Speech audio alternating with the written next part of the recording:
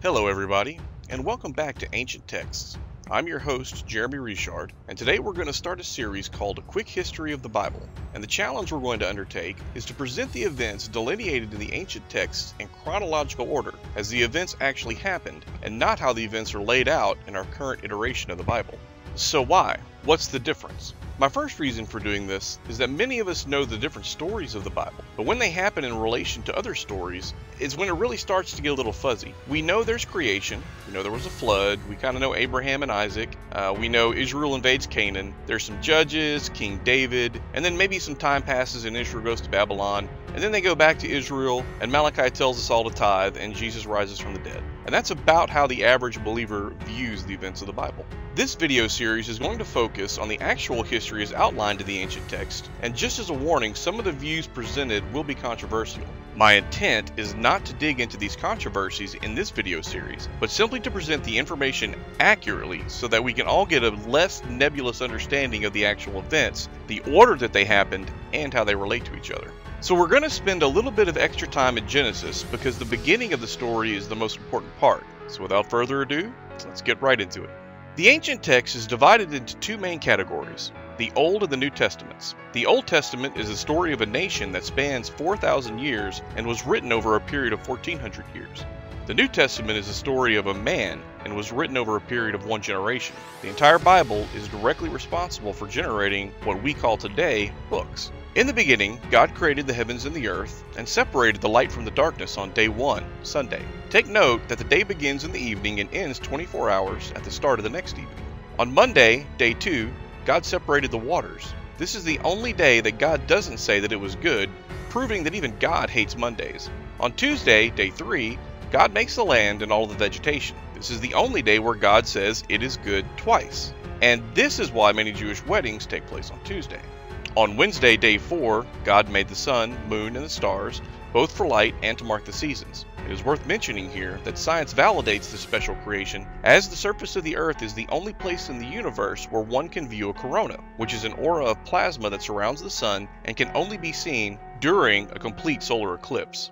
Without this corona, Einstein would not have been able to demonstrate his thesis of general relativity, and many of the greatest scientific discoveries of the 20th century are a direct result. The reason we see a corona is because the sun is 400 times larger than the moon and is also 400 times farther away from observers on the surface of the Earth. Thus, the sun and the moon appear in our sky as the exact same size. On Thursday, day 5, God made all the animals in the ocean, on the land, and all the ones that fly in the sky. On Friday, day 6, God made man and woman in his image. Man gives all the living animals names. On Saturday, day 7, God rests. Then God put Adam and the woman in the Garden of Eden and formed the institute of marriage. The Shining One deceives the woman into eating the fruit, and she gives it to Adam, who was not deceived, and he ate the fruit, and sin entered the world. Adam makes fig leaves to cover their nakedness, and he hides from God when they hear him walking in the garden. God calls them and the serpent out, and both Adam and the woman start pointing fingers at other people. God first passes judgment on the Shining One and tells him that he'll place hostility between him and the woman and between her seed and his seed.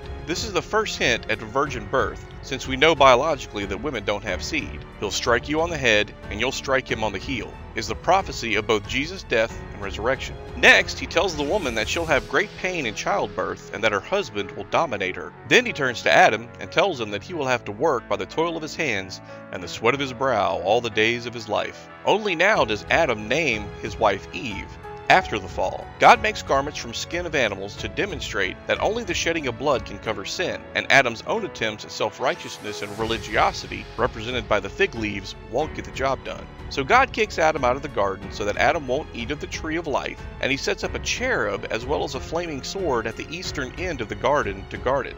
Now, setting a cherub there was not to protect against Adam. Lowly angels casually slaughtered hundreds of thousands in one afternoon in other portions of the ancient texts. So why a cherub? It was to guard against another cherub, the Shining One. Adam and Eve start making babies, and the first two, Cain and Abel, have a disagreement on what kind of offerings to give to God. Cain lets his anger get a hold of him and strikes his brother in the field and kills him. God puts a mark on Cain, and Cain moves east of Eden to settle in the land of Nod. Now we're going to list all of the names, ages, and meanings of the names from Adam to Noah. Adam means man. Seth is appointed.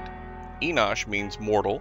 And it was from the time of Enosh that man started profaning the name of the Lord. Kenan means sorrow. Mahalalel translates to the blessed God. Jared is shall come down, and Enoch means teaching. Let's pause here at Enoch, as he's the first prophet in the Bible to speak a prophecy, and the subject is the second coming of Jesus, and he spoke it about 3,200 years before Jesus was born. Look, the Lord has come with countless thousands of his holy ones. He will judge all people and convict everyone of all the ungodly things that they have done in such an ungodly way, including all of the harsh things that these ungodly sinners have said about him. You can find this quote in Jude 14, and the Greek word for holy ones is hagios, which is used 161 times in the New Testament as holy and 61 times as saints. The definition is literally a most holy thing, a saint. Only 2 translations mistransliterate this passage and use the word angel. Most translations use either Holy One or saints, but the meaning is clear. Those righteous dead who have been given glorified bodies come back at the second coming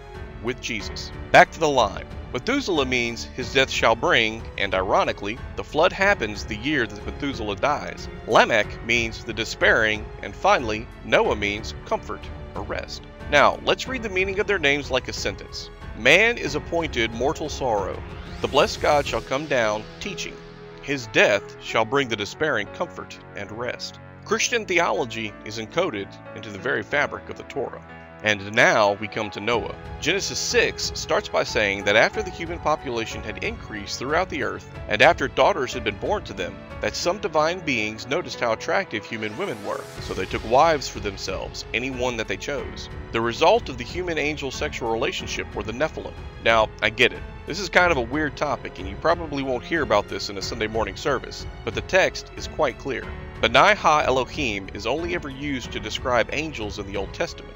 And as a believer or unbeliever, before you scoff too hard at these Nephilim hybrids, keep in mind that your days of the week, months of the year, planets in the solar system, and most of your modern hero movies from Marvel are all named after Nephilim. These divine beings are the same figures the Greeks referred to as the Titans, and Peter actually uses the word tartarao, which is only used once in the Bible in 2 Peter 2:4, where Peter uses it in the exact same context as Genesis 6 and the Greek Titans. By the time we get to Noah, Genesis 6:9 tells us that Noah was a righteous man. Those were his deeds. He was also blameless during his time. Many translations get this word wrong. The Hebrew word tamim means entire, whole, or sound. This is telling us that Noah was the last man on earth not tainted by Nephilim DNA. The Nephilim were Satan's attempt to breed man out of existence. Genesis 6:12 says, God looked at the earth, observing how corrupt his population had become, because the entire human race had corrupted itself. Noah had 3 sons, Ham, Shem, and Japheth. Noah builds the ark, and he, his wife, his sons, and his sons' wives enter the ark in 2298 BC. It rains for 40 days and 40 nights. Noah and his family are in the ark for 377 days, and the ark comes to rest 150 days later on the mountains of Ararat, on Nisan 17, 2297 BC. This is an important date because about 2,300 years later, Jesus would rise from the dead on Nisan 17, 33 AD. The day of humanity's new beginnings from the flood falls on the anniversary of humanity's new beginnings with the resurrection of Jesus and the church age. Noah and his family leave the ark, and God promises to never again flood the earth and gives the rainbow as a sign of his covenant. Ham, Shem, and Japheth then go on to have 70 families total that make up the Table of Nations in Genesis 10. This is important because this table is what the Bible references for geographic regions throughout the entire rest of the ancient text. Notice that Japheth and Ham are mentioned first, even though Shem is Japheth's older brother. Why? Because the genealogy of the non-elect is always placed before the chosen line. Cain before Seth, Ishmael before Isaac, and Esau before Jacob. So back to the Table of Nations and the global map. Keep in mind that the land divided in the days of Peleg, resulting in the continents looking like they do now. My opinion of these nations is that they relate to current countries, such that Gomer is Germany, Magog is Russia, Put is Libya, and Cush is Sudan. Aram will become one of the main players about the time that Isaiah gives the prophecy of the virgin birth. From the mountains of Ararat, the text says that as people migrated westward, they came across a plain in the region of Shinar and settled there. If the text is correct, that means that they came from the area of Iran and not Turkey, where the traditional Mount Ararat is located. This would not be the first time that a mountain from the ancient text has been misidentified, as the traditional Mount Sinai is certainly not the real Mount Sinai. And I had this opinion because I personally climbed Mount Sinai in the Sinai Peninsula, starting at Catherine's Monastery at the base. I took a 2-hour camel ride up the side and then 700 steps up to the top. I looked for evidence that it was the Mount Sinai from the text, and what I saw just didn't match the description in the text. Back to the region of Shinar. This is the region in southeast Iraq where Nimrod founded the cities of Babylon and Nineveh and started to build the Tower of Babel, the gateway to God. Genesis 10:8 says that Nimrod began to be a mighty one on the earth. The Hebrew word for mighty one there is Gabor, and this is the exact same word used to describe the Nephilim in Genesis 6:4. This heavily implies that Nimrod had recessive DNA that somehow activated through unknown conditions, possibly in the same way that a person can begin to become a diabetic. Israel will later face off with more Nephilim when they invade the land of Canaan. God did not approve of the gateway to God and confused their language, ending the project. At this point in the text in Genesis, it moves along to the story of Abraham, but since this series is focused on chronology, we're going to end part 1 with Job. Job lived from 2185 to 1945 BC. He lived and died during the lifetimes of Noah, Ham, Shem, Japheth, and Nimrod. Job is the oldest book of the Bible. Victor Hugo called it the greatest masterpiece of the human mind. Job is buried in the modern town of Salalah in Oman, and you can visit his tomb to this day. The book of Job is unique in that it has 110 hapax legomena, which are words that only appear here and nowhere else in the entire Bible. Despite being quite possibly the oldest book in the world, it names specific constellations, metals and precious stones.